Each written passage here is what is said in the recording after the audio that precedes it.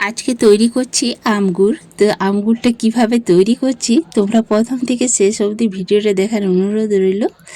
এই দেখো, আর ভাল লাগলে অবশ্যই লাইক করো, কমেন্টটা করো, অবশ্যই সাবস্ক্রাইব করো, নতুন বন্ধুরা পাশে থেকো। এই দেখো কত সুন্দর আমগুড়টা তৈরি হয়েছে, দেখছো? এইভাবে কিভাবে করলাম তোমরা দেখো। আজকে আম পাড়তে চলে এসেছি আমাদের খামারের। তো সোলার কল থেকে দেখো, সোলার কলটা খারাপ হয়ে যেতে ট্যাঙ্ক থেকে জল পড়ে যাচ্ছে। আর এইখানে আম গাছে চলে এসেছি আম তলে, মানে আম কুড়োনোর জন্য। তো আমার শ্বশুরমশাই অনেকগুলো আম কুড়িয়ে নিয়ে গেছে, আমি দেখতে এসেছি। আর যদি আছে, আর আমার বড় এসেছিলো একবার, 5-6টা আম তুলে মানে কুড়িয়ে নিয়ে গেছে। একটাও আম কিন্তু পেড়ে মানে খাই না, যতগুলো ঝড়ে পড়ছে সেইগুলোই আম খাওয়া চলছে, সেইগুলোই শেষ হচ্ছে না। আর একে ওকে দেওয়াও হচ্ছে কিছু আম, এত আম কি হবে। তো ডোভাটে জল শুকিয়ে গেছে, আম পড়েছে। তো আমার ছেলেকে বললাম একটু ভিডিওটা করে দিতে, আমার ছোট ছেলে উঠেছে। মানে প্রচুর এখানে আমার বর আর ইয়ে নিয়ে গেছে, আমার শ্বশুর মশাই নিয়ে চলে গেছে বাড়ি। তো এইগুলো ভরে গেছে, এই যে জলের ধরে ধরে প্রচুর আম ধরেছিল। আর ঝড়ে একটাও রাখছিল, প্রচুর আম ধরেছিল।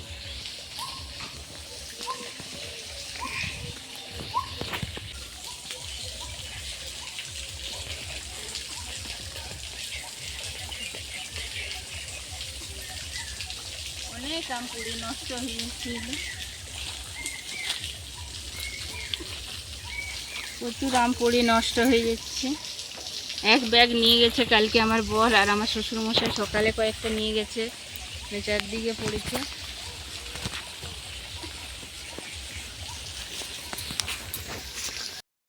প্রচুর ছিল, হাতে পাওয়া যাচ্ছিল, এই যে হাতে পাওয়া যাচ্ছিল, এই যে একদম হাতে পাওয়া যাচ্ছিল, অনেক ছিল এই সাইডে, সব পড়ে গেছে।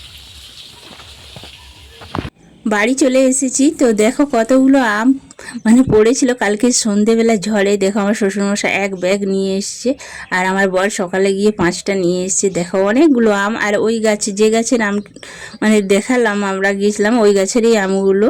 এই আমটা খেতে কিন্তু কাঁচাতেও খুব ভালো, মিষ্টি মিষ্টি, হালকা টক। আর বাড়ির গাছেরটা মানে কাঁচাতে খুব টক, আর পাকলে কিন্তু মিষ্টি। আর এটা পাকলেও মিষ্টি আর কাঁচাতেও মিষ্টি, খেতে খুব ভালো লাগে। আমি তো নুন দিয়ে রোজই খাচ্ছি। আর চাটনি তো চলছে। তো আজ আম গুড় বানাবো, কিভাবে বানাবো সেই রেসিপিটাই তোমাদেরকে শেয়ার করব। আর প্রথম থেকে শেষ অবধি ভিডিওটা দেখার অনুরোধ রইল। ভালো লাগলে অবশ্যই একটা লাইক করবে, কমেন্ট করবে, সাবস্ক্রাইব করবে।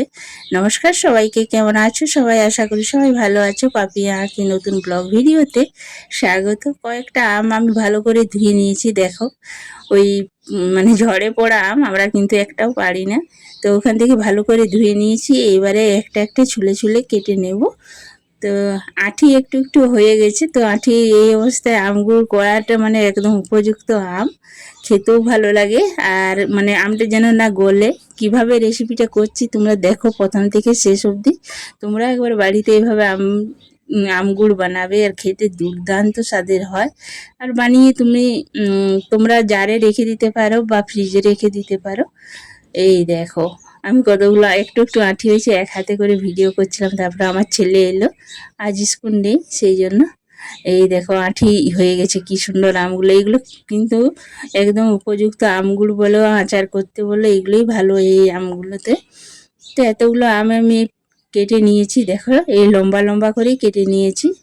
এই আমগুলোর রেসিপিটা খুবই ভালো লাগে খেতে, দেখবে করে একবার।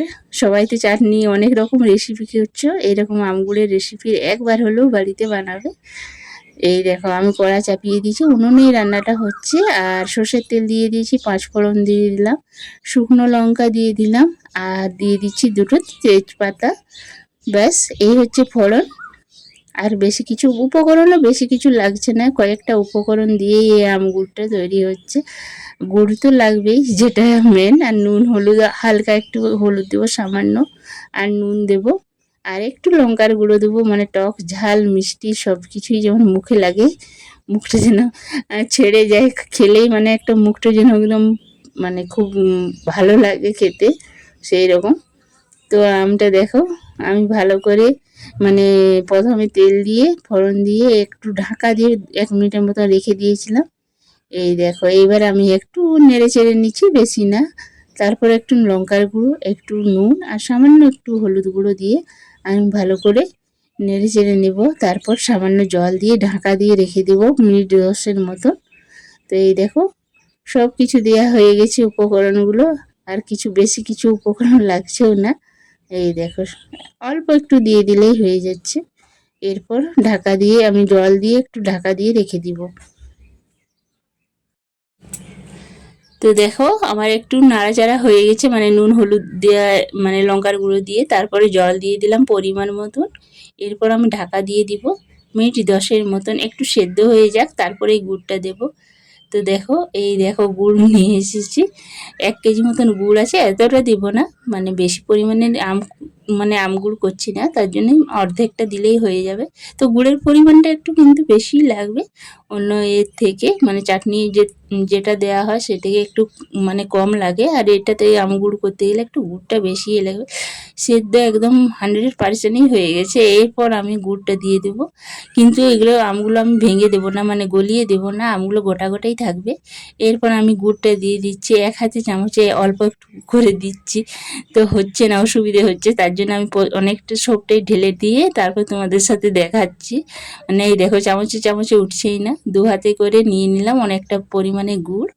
এইবার এই গুড়টার সাথে ভালো করে মিশিয়ে মিনিট 15 থেকে 20 মিনিট মতন ভালো করে ফুটিয়ে নিতে হবে জাল দিয়ে, যাতে মানে গুড়টা আমের ভিতরে একদম পুরো ঢুকে যায়, জেলি টাইপের হয় মানে দেখতে। কিন্তু ভেঙে দেবো না, জেলি যেমন মানে নরম হয় কিন্তু সেরকম না, গোটা গোটা থাকবে অথচ গুড়টা ভিতরে যাবে। এইভাবেই মানে আম গুড়টা তৈরি হবে। দেখো এবারে ভালো করে গলিয়ে নিলাম গুড়টা। এরপর ঢাকা দিয়ে আমি 15 থেকে 20 মিনিট মতন ফুটিয়ে নেব। না ভালো করে জাল দিয়ে না ফুটোলে কিন্তু এই মানে আম গুড়ের চাটনিটা ভালো লাগে না খেতে। গুড়টা যেন পারফেক্টভাবে আমের ভিতরে ঢুকে যায় সেইটা খেয়াল রাখতে হবে।